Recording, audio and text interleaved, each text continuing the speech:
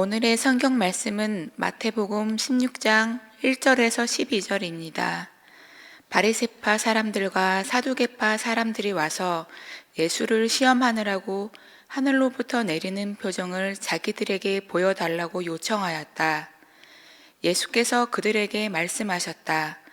그대들은 저녁 때에는 하늘이 붉은 것을 보니 내일은 날씨가 맑겠구나 하고, 아침에는 하늘이 붉고 흐린 것을 보니 오늘은 날씨가 굳겠구나 합니다. 그대들은 하늘의 징조는 분별할 줄 알면서 시대의 징조들은 분별하지 못합니까? 악하고 음란한 세대가 표징을 요구하지만 이 세대는 요나의 표징밖에는 아무 표징도 받지 못할 것입니다. 그러고 나서 예수께서는 그들을 남겨두고 떠나가셨다. 제자들이 건너편에 이르렀는데 그들은 빵을 가져오는 것을 잊었다. 예수께서 그들에게 말씀하셨다. 그대들은 바리새파 사람들과 사두개파 사람들의 누룩을 주의하고 경계하시오. 그들은 서로 수군거리며 말하였다. 우리가 빵을 가져오지 않았구나. 예수께서 이것을 아시고 말씀하셨다. 믿음이 적은 사람들이여, 어찌하여 그대들은 빵이 없다는 것을 두고 서로 수군거립니까? 그대들은 아직도 깨닫지 못합니까? 5,000명이 먹은 그 빵 5개를 기억하지 못합니까? 부스러기를 몇 광줄이나 거두었습니까? 또한 4,000명이 먹은 그 빵 7개를 기억하지 못합니까? 부스러기를 몇 광줄이나 거두었습니까? 내가 빵을 두고 그대들에게 말한 것이 아님을 그대들은 어찌하여 깨닫지 못합니까? 바리새파 사람들과 사두개파 사람들의 누룩을 경계하시오. 그제야 그들은 빵의 누룩이 아니라 바리새파 사람들과 사두개파 사람들의 가르침을 경계하라고 하시는 말씀인 줄 깨달았다. 아멘. 지금부터 137억 9,900만 년 전에 한 점에 모여있던 에너지가 폭발해서 우주가 생겨났다는 이론이 빅뱅 이론입니다. 제가 구글에다가 빅뱅 이론 몇 년인가 쳐보려고, 알아보려고 137억 9,900만 년 전이라는 걸 구글 쳐보고 알았어요. 근데 구글에 빅뱅 이론 치면 뭐가 나오는지 아세요? 시트콤, 빅뱅 티어리라는 시트콤이 있었잖아요. 그게 쫙 나옵니다. 이 빅뱅 이론은 저 밑에 가서 나와요. 그거 보고 참 놀랐는데 137억 9,900만 년 전이랍니다.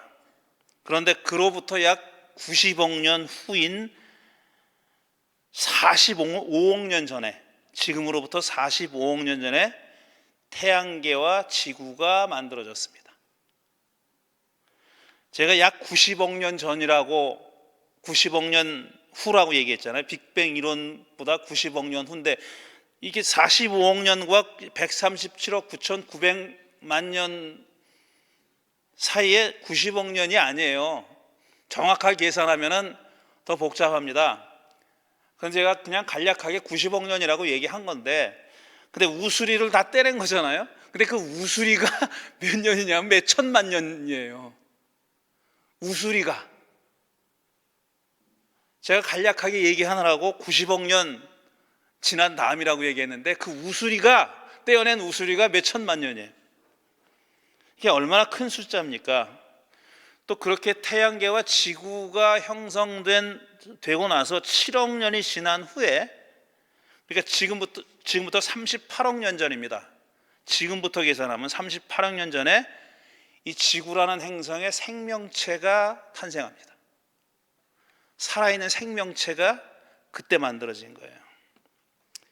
우리 인간의 조상은 학자들마다 이론이 다릅니다. 어느 종을, 누구를 인간의 조상이라고 볼 것인지에 따라서 다 다른데 500에서 700만 년 전에 인류가 탄생했다고 얘기합니다. 인류의 조상이, 그러니까 인류가 아니라 호모사피엔스가 아니라 그의 조상이 되는 어떤 그 존재가 지금부터 약 500만 년 혹은 700만 년 전에 탄생했다, 출현했다 이렇게 얘기합니다. 이게 우리가 살고 있는 우주고 우리가 살고 있는 태양계의 지구고 이 지구에서 생명체가 출현한 때이고 그리고 우리 인간이 그 생명체 중에 하나인 인간이 출현한 시점입니다. 이렇게 긴 세월 동안 우리 인간이 진화해 온 겁니다. 그러니까 숫자라는 게 이게 너무 피부에 와닿지 않죠. 너무 크니까. 우수리가 몇천만 년이니까 뭐 얼마나 큽니까? 지금 몇십 년 전, 몇백 년 전, 1000년 전, 2000년 전, 2000년 전에 예수님이 오셨다고 하는데 2000년 같은 거는 여기 계산에 안 들어가는 거예요. 점으로도 보이지 않습니다. 2000년이라는 세월은. 그런데 이렇게 긴 세월 동안 정말 셀 수 없이 계산이 안 될 정도로 긴 세월 동안 우리 인간이 진화해 오면서 우리 인간의 삶을 떠받쳐 온 두 개의 기둥이 뭐냐고 물어본다면 저는 과학과 종교라고 얘기합니다. 두 가지가 우리 인간의 삶을 계속 떠받쳐 왔습니다. 과학과 종교가 지금의 인간을 형성해온 두 가지의 결정적인 요인이 바로 과학과 종교입니다. 과학은 어떻게? 라는 질문을 던지고 그에 대한 답을 찾아내는 인간의 정신활동을 과학이라고 얘기합니다. 어떻게? How? 어떻게? 라는 질문을 던지고 그에 대한 답을 찾는 우리 인간의 정신활동, 그게 과학입니다. 종교는 왜? 라는 질문을 던지고 그에 대한 답을 찾는 인간의 정신활동입니다. 어떻게? 라는 질문을 던지고 그 답을 찾아왔기 때문에 우리가 지금 누리고 있는 물질 생활이 가능하게 된 겁니다. 근데 그것만 있었다. 만약에 왜? 라는 질문을 인간이 던지지 않고 그것만 있었다 그러면 우리 인간은 문명을 발전시키지 못했을 겁니다. 정신 문명이라는 것을 발전시키지 못했을 거예요. 단지 그냥 물질 문명만을 누리고 있었을 뿐인 거죠. 왜라는 질문은 그러니까 종교가 물어온 가장 기본적인 근본적인 왜라는 질문은 우리의 정신 생활을 이만큼 싹 틔워오고 자라게 한 가장 핵심적인 질문입니다. 다시 말해서 의미를 묻는 질문이 바로 종교입니다. 종교는 의미를 묻는 질문에서 태어난 겁니다. 하지만 불행하게도 이 과학과 종교는 오랫동안 서로 사이가 좋지 않았어요. 서로 갈등해 왔습니다. 넌 틀렸어, 네가 틀렸어, 내가 맞아, 네가 틀렸어 이러면서 싸워왔어요. 물론 그렇게 된 역사가 있습니다. 그런데 가만히 보면은 서로 다른 질문을 던졌고 다른 대답을 찾아온 두 개의 서로 다른 정신 활동이 서로 네가 옳다 내가 옳다 그러고 넌 틀리고 내가 옳다 그러고 싸워온 겁니다. 이건 아주 종류가 다른 거예요. 다른 종류의 질문을 던져왔고 다른 성격의 대답을 찾아온 겁니다. 아직까지. 그런데 이 두 가지가 왜 그럼 싸워왔냐 하면은 근대에 들어서기 전에는 이렇게 주로 지금 서구 역사를 얘기하는 거지만 어쩔 수 없이 근대에 들어오기 전에는 이 과학과 종교가 나눠지지가 않았습니다. 이건 두 개의 서로 다른 정신활동이라고 생각하지 않았고 하나의 동일한 정신활동의 카테고리 안에 들어있었어요. 그러니까 과학과 종교가 서로 분리가 되지 않았던 겁니다. 제가 하나 예를 들어볼까요? 오랫동안 메소포타미아 지방에서는 전쟁에 나갈 때 왕이 전쟁을 치러야 되느냐 말아야 되느냐를 결정할 때 어떻게 결정했냐면은 무슨 적의 군사의 숫자가 어떻고 무기가 어떻고 지형이 어떻고 이렇게 따지지 않았습니다. 어떻게 했냐면은 예언자나 제사장을 불러요. 그래가지고 야 우리 신께 여쭤봐라. 이 전쟁을 나가야 될 거냐 말아야 될 거냐 하는 것을 신들에게 물어보라 그랬어요. 그러면 이 제사장이나 예언자들은 어떻게 했냐면은 어떻게 했겠어요? 신전에 가서 얘기해 주세요 하고 고래고래 소리를 질렀을까? 나한테 대답해 주세요 그러지 않았어요. 양을 잡습니다. 양을 잡아가지고 내장 중에서 간을 끄집어내요. 간을 끄집어내가지고 간이 모양이 어떻게 생겼는지, 간의 주름의 모양이 어떤지 이걸 보고 그게 신의 뜻이 들어있다고 생각하고 이 신들이 나가시랍니다. 분명히 이길 거랍니다. 이렇게 얘기해 주는 거예요. 그 모양을 보고 이번에는 아니라는데요. 이번엔 나가면 진답니다. 이렇게 얘기했어요. 또 다른 종류의 사람들은 별자리를 봤습니다. 점성가들이 별자리를 보고 별자리의 움직임, 별자리의 모양 이런 걸 보고 신들이 나가라는데요. 이길 거라는데요. 아니 이번에는 안 된다는데요. 이렇게 대답했어요. 지금 우리가 보면은 그렇게 저런 미신이 어디 있나 싶죠. 그게 아니에요. 그 사람들이 이 간의 모양과 간의 주름의 모양과 별자리의 움직임을 보고 나가라 말라 결정해서 얘기했던 거는 뭐냐면 통계에서 나온 겁니다. 통계에서. 그 이전에 수많은 세대에 거쳐서 똑같은 행동을 한 겁니다. 그래서 데이터베이스가 있었던 거예요. 간의 모양이 이렇게 됐을 때 나갔더니 이기더라. 별자리가 이런 모양을 갖췄을 때 나갔더니 이기더라. 이렇게 생겼을 때 나갔더니 지더라 하는 데이터베이스를 쌓아놓은 거예요. 그래가지고 그걸 보고 이번에 모양은 이거 전에 여러 경우에 이겼을 때랑 모양이 비슷하네. 그러면 이겼다고 신이 말해주는 거야. 그렇게 얘기한 거예요. 그러니까 종교하고 우리로 보면 무속과 과학이 혼재되어 있었던 시기예요. 그러다가 근대에 들어오면서 그게 갈라졌잖아요. 갈라졌는데 종교는 그렇게 자기들이 오랫동안 누려왔던 권위를 부인하는 과학이 꼴보기 싫은 겁니다. 저것들이 나한테 덤벼? 감히 우리가 수천 년 동안 이 권위를 누려왔는데 감히 덤벼? 그래가지고 경험한 거고, 과학에서는 지금 시대가 어느 때인데 아직도 별자리에 쳐다보고 있고 신탁이나 들으려고 하고, 그게 멍청해 보인 거예요. 종교가 바보 같아 보이는 게 그게 조롱한 겁니다. 이런 바보들, 전근대적인 사고를 가지고 있는 미개인들, 이렇게 싸운 겁니다. 근데 말씀드렸듯이 이런 갈등이 있기 오래전부터 우리 인간이 의식하든 의식하지 못했던 우리 인간의 삶을 떠받치고 왔던 두 개의 기둥은 과학과 종교였었어요. 하나는 how, 어떻게를 묻는 질문이고, 또 다른 하나는 왜를 묻는 질문이에요. 그러니까 과학은 이 우주가 어떻게 생겼는지, 어떤 과정을 거쳐서 지금 이 모양이 됐는지, 우리 인간은 어떤 과정을 거쳐서 어떻게 지금에 이르렀는지 하는 것을 밝혀내는 정신활동입니다. 종교는 그 질문을 던지는 게 아니에요.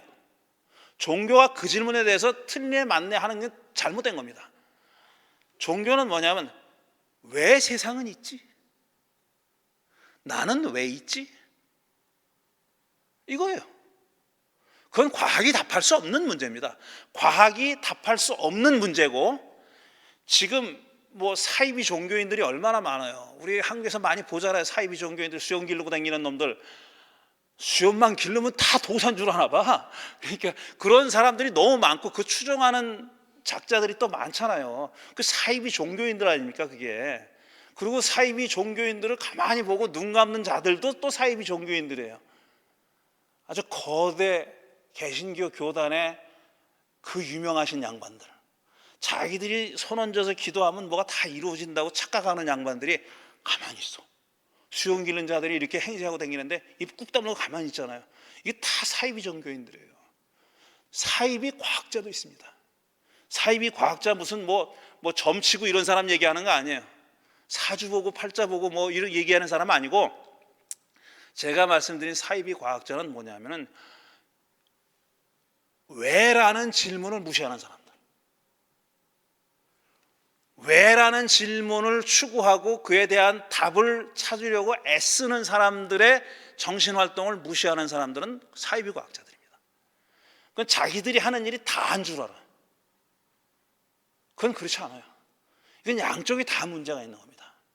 그러니까 과학의 발전과 과학이 그동안 어떻게라는 질문에 대한 대답을 찾아온 그 노고를 무시하는 종교인들도 엉터리고 사입이지만, 왜라는 질문을 가지고 인간의 이 정신 세계를 이만큼 깊이 있게 하고 넓게 만들어준 사람들의 노력과 성과를 무시하는 것도 사입입니다. 사입이 과학자들인 거죠. 자, 오늘 본문이 아주 흥미로운 재밌는 본문이에요. 오늘 본문에 이렇게 시작합니다. 사두개파 사람들과 바리새파 사람들이 예수를 시험해 볼 의도로 물어봤다 그랬어요. 예수를 시험해 보고 싶은 거예요. 뭐라고 물었냐면은 하늘로부터 내리는 표징을 보여달라 그랬어요. 하늘로부터 내리는 표징을 보여달라. 이게 줄여서 얘기한 건데 무슨 표징이냐면, 어떤 의미가 있는 표징이냐면은 당신이, 그러니까 나사렛 예수가 하나님이 보내서 온 사람이라는 것을 보여주는 표징, 그러니까 당신이 메시아라는 것을 보여주는 표징을 보여달라 이겁니다. 당신이 메시아라고 사람들은 얘기하는데 뭘 보고 그걸 믿어야 돼? 그걸 보여줘, 이렇게 얘기한 겁니다. 당신이 메시아라는 표징을, 그걸 입증하는 증거를 보여달라, 이렇게 물어본 겁니다. 그러자 예수님이 이렇게 대답합니다. 그대들은 저녁 때에는 하늘이 붉은 것을 보니 내일은 날씨가 맑겠구나 하고, 아침에는 하늘이 붉고 흐린 것을 보니 오늘은 날씨가 굳겠구나 한다, 이렇게 얘기해요. 그러니까 하늘이 붉은 것은 비슷해요. 근데 저녁 때 붉으면은 다음날 맑을 거다라고 예상을 했고, 아침에 하늘이 붉고 흐려 있으면은 날씨가 굳을 거다라고 예상했다는 겁니다. 하늘 빛을 보고 날씨를 예측한 거죠. 그러니까 자연 현상을 관찰함으로써 미래를 예측한 겁니다. 어떤 일이 일어날 건지를 예측한 거예요. 이거는 사람이 좌지우지 못하는 현상입니다. 자연 현상이니까. 붉은 하늘을 파랗게 만들 수는 없는 거예요, 우리 인간이. 그렇죠? 그건 사람이 할 수 있는 일은 뭐냐면 관찰하는 일이에요. 관찰하고 예측하는 겁니다. 그런데 이런 말이 널리 퍼져 있다는 얘기는, 저녁 때 하늘이 붉으면 다음날 맑겠구나 라는 판단은 어디서 나온 거냐면 오랫동안 관찰해온 결과예요. 과학적인 관찰의 결과입니다. 그게 오늘날 우리가 볼 때 과학적으로 맞느냐 틀리느냐 하는 게, 그거는 문제가 아니고, 이 사람들은 그때 그걸 과학이라고 한 겁니다. 이건 자기들이 바꿀 수 없는 일이에요. 이건 how에 관한 거예요. how. 바꿀 수 없는 일이에요. 그런데 지금 이 자들이 물은 질문은 뭐냐면은 당신이 메시아라는 것을 입증해 줄 표징을 보여달라 그랬잖아요. 이 사람들은 뭐라고 생각하냐면 자연 현상인 것처럼 메시아가 갖고 있는, 우리 사람이 어쩔 수 없이, 사람은 좌지우지 못하고 그냥 주어지는 대로 받든지 말든지 하는 것만 할 수 있는 그런 표징이 있다고 생각한 거예요. 이거 누가 봐도 메시아다 말이야. 이걸 보면은, 이런 내용을 보면 이러이러한 메시아임을 입증하는 어떤 그 심볼, 사인이 있는데 그거는 누구도 건드릴 수 없는 거야. 그거는 그냥 객관적인 거야, 이렇게 생각한 거예요. 그래서 메시아라는 분이 오면은 누가 봐도 메시아라고 인정하지 않을 수 없게 만들어주는 그런 결정적인 표징이 있을 거다, 이렇게 생각한 겁니다. 마치 자연현상처럼. 그러니까 예수님이 뭐라 그랬어요? 야, 니들이 자연은 보고 그렇게 관찰하고 예측을 하면서 시대의 징조는 읽지 못하느냐라고 말씀하셨잖아요. 시대의 징조는 시대의 표징은 읽지 못한다. 시대의 표징이라는 건 뭐냐면은 사람이 변경시킬 수 있는 겁니다. 이거는 사람이 어떻게 하느냐에 따라서 달라지는 거예요. 시대라는 말은 역사입니다. 지금 예수님이 말씀하신 시대는 역사예요. 인간 사회에서 벌어지는 일들이에요. 근데 인간 사회에서 벌어지는 일들이라는 게 그냥 관찰자의 시점에서 멀리서 떨어지고 이러이러한 게 있으니까 이제는 때가 됐네, 이런 성격이 아니라는 거예요. 무슨 말씀인지 알겠죠? 제가 이렇게 얘기를 말하다 보면 이렇게 흥분하지, 내가 이게 조곤조곤 얘기할 수 있는 건데 그런 얘기예요. 자연현상과 다른 거예요. 인간의 역사는 인간이 개입해서 그걸 늦출 수도 있고 당길 수도 있고 방향을 틀 수도 있고 멈춰서기도 할 수 있는 거예요. 왜 그건 못 보냐 하는 겁니다. 다시 말씀드리면은 why 하고 왜를 물어야 할 질문, 왜를 물어야 할 때 how를 묻는 바보들입니다. 내가 개입해가지고 내가 참여해서 이끌어갈 수 있는 일을 두고 마치 이건 뭐 어쩔 수 없는 법칙이야, 자연 법칙 같은 거야 라고 그냥 넋놓고 있는 그런 세태를 꼬집는 겁니다. 그 다음에 바로 말씀하신 것이 이 세대에 줄 표징은 요나의 표징밖에 없다 그랬어요. 그건 마지막에 말씀드릴게요.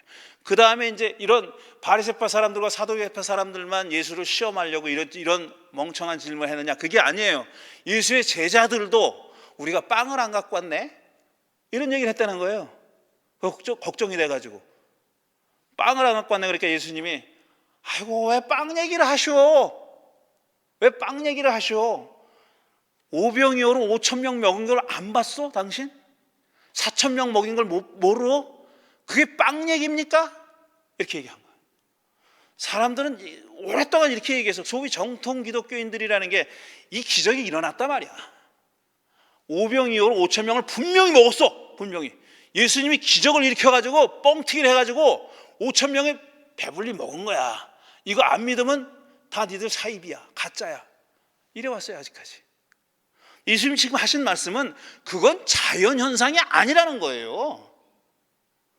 자연현상이 아니라, 기적은 자연현상이 아니라는 겁니다. 왜 그걸 모르셔? 당신들 말이야, 제자들더러 하시는 말, 당신들 바리새파 사람들과 사두개파 사람들의 누룩을 그렇게 조심하라 그랬잖아. 내가. 그건 의미에 관한 거예요. 의미. 5,000명을 먹었다는 팩트 자체가 중요한 게 아니라 왜 그런 일이 일어났느냐 하는 것을 왜 깨닫지 못하십니까? 라고 얘기한 겁니다. 왜 깨닫지 못하십니까? 한때 1900년대 이 유럽에서 소위 자유주의 신학이라는 게 팽배했을 때가 있어요. 그래가지고 지금 21세기에도 저 같은 사람을 자유주의자라고 얘기해요. 자유주의 목사, 자유주의 신학자 이렇게 얘기하잖아요.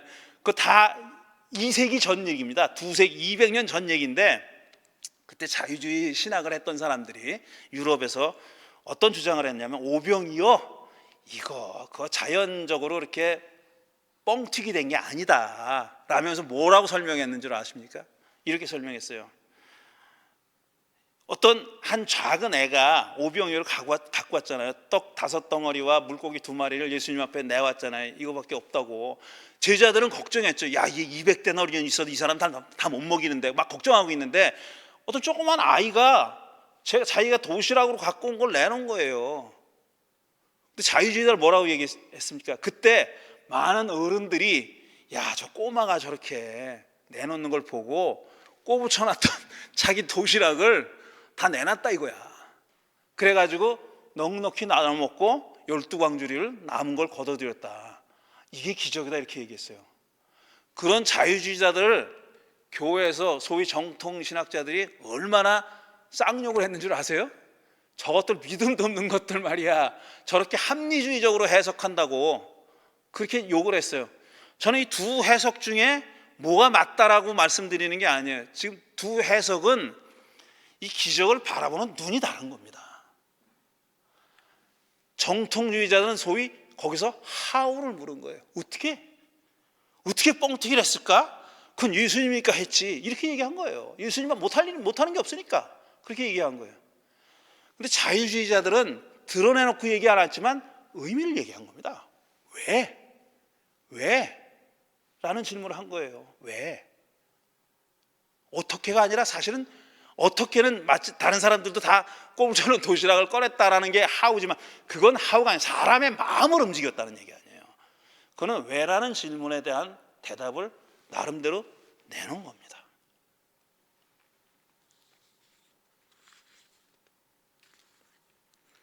자, 요나의 표징 가지고 이 성서학자들이 무수히 많은 해석을 내놨습니다. 물론 복음서에는 요나의 표적에 대해서 어떻게 설명하고 있냐면은, 지금 우리가 읽은 마태복음에는 없지만 다른 복음서에 예수님이 죽었다가 다시 살아날 것을 미리 말씀하신 거다 이렇게 이해했어요. 왜냐하면 요나가 물고기 속에서 사흘을 살았단 말이에요. 그 물고기는 음부, 죽은 사람이 가는 곳을 상징한다고 보고, 예수님이 십자가에 달려 죽고 사흘 만에 부활하셨잖아요. 그러니까 예수님의 부활을 상징하는 사건이다, 이렇게 생각했던 거예요. 오랫동안 복음서도 그렇게 생각했고, 그렇게 얘기한 복음서가 있고, 그렇게 생각했습니다. 근데 다른 해석을 내린 학자들도 많이 있었어요. 그 중에 하나만 소개하면 이런 거예요. 요나가 니느웨 성에 가서, 그러니까 니느웨는 아시리아의 수도입니다. 이스라엘 사람들의 원수들 중에 원수예요. 자기네들을 망하게 만든 그런 제국입니다. 제국의 수도예요. 근데 요나가 거기 가서 니들 망한다라고 메시지를 전하라는 야훼 하나님의 말씀을 듣고 다시스로 도망갔잖아요. 딴 배 타고 도망갔어요. 반대 방향으로 도망가 버렸어요. 그러자 풍랑을 만나가지고 이제 인당수에 심청이가 들어가듯이 그렇게 사공들이 던져 놓잖아요. 그러니까 풍랑이 가라앉았고 물고기가 삼켰고, 거기서 사흘을 지내다가 물고기가 토해냈다. 그래서 다시 니느웨로 가서 이제 니들 망해 그랬더니, 거기 있는 니느웨 백성들은 왕을 비롯해 가지고 모든 백성들이 다 회개했다라는 겁니다. 그러니까 하나님이 니느웨 성을 심판하려고 했던 계획을 바꿔요. 그러니까 요나가 뿔이 났죠. 하나님, 내가 전부터 이럴 줄 알았다니까. 저 원수들이 회개하면 내가 하나님이 마음 바꿔가지고 용서해 줄 줄 알고 내가 도망간 거예요. 이렇게 얘기해요. 이거 굉장히 굉장한 책입니다. 구약 성경에서 요나라는 책은 그런 내용이 담겨 있는 거예요.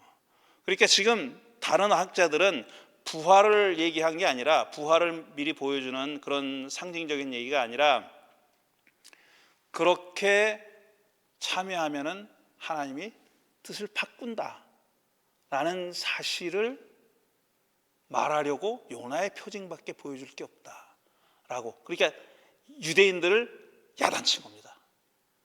니들이 요나야, 바로 니들이 요나라고.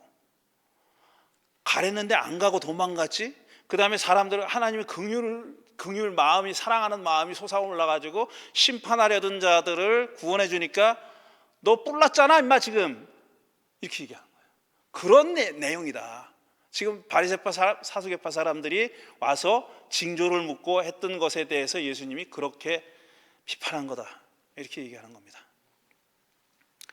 그러니까 이 예수님이 지금 날씨와 요나의 기적, 그 다음에 빵의 기적을 두고 얘기하시는 거는 뭐냐면, 저는 이렇게 읽는 거예요. 우리 종교가 해야 할 일이 뭐냐?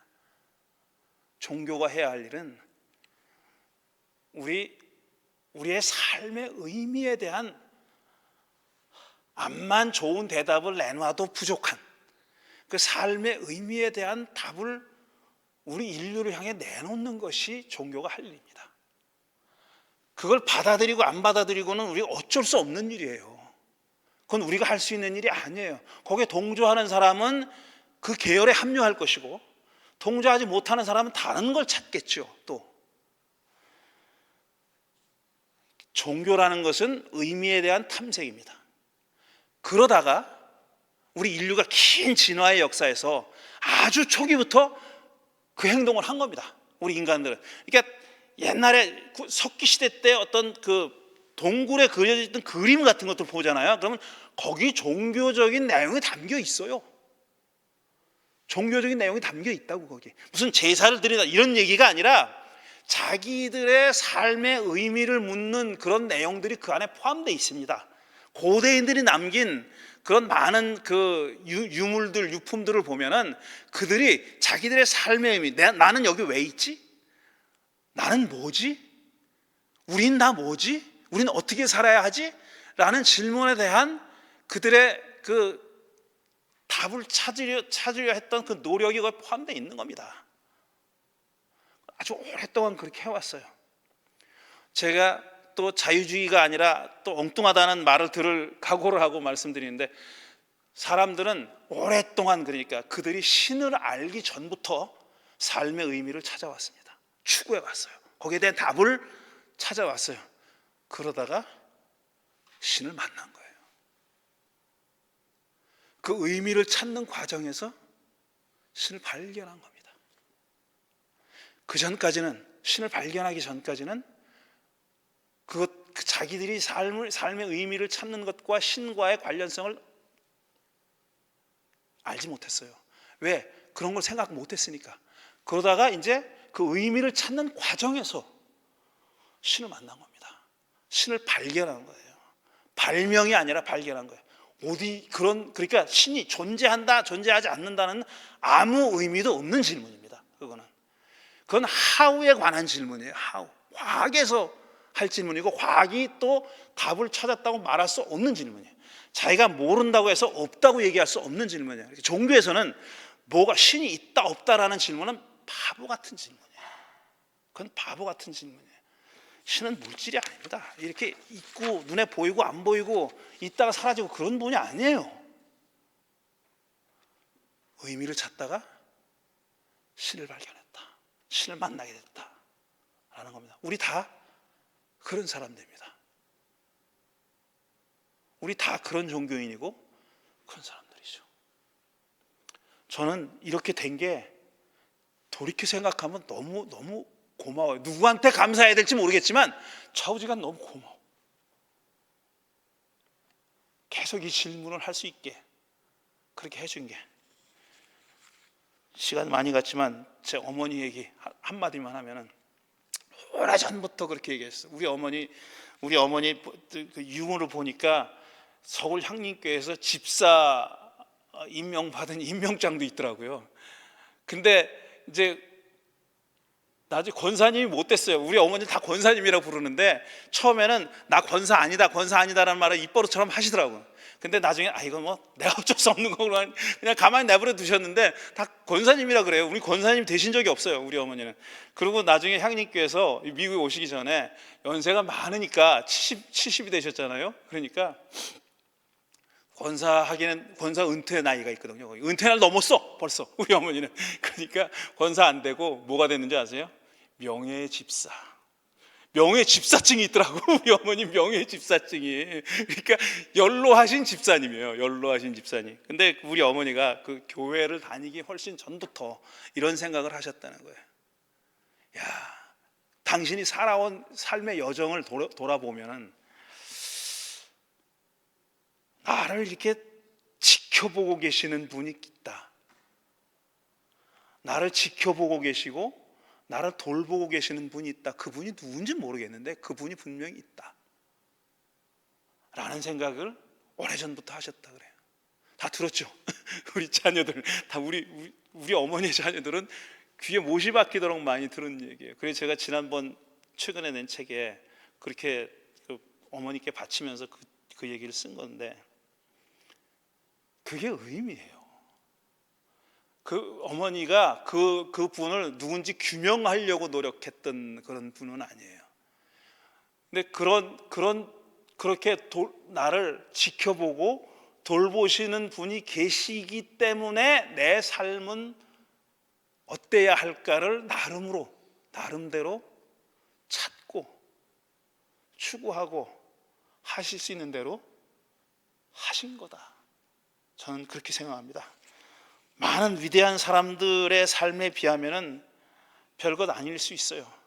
그런데 사실 저희 어머니처럼 또 우리들처럼 그냥 평범한 보통 사람들이 그렇게 의미를 찾으면서 사는 그런 삶이 모여서 우리네 삶이 되는 거잖아요. 그게 더 큰 의미로 더 깊어지는 것 아닙니까? 예수님이 그 얘기를 하신 거라 저는 그렇게 생각합니다. 잠시 묵상하겠습니다.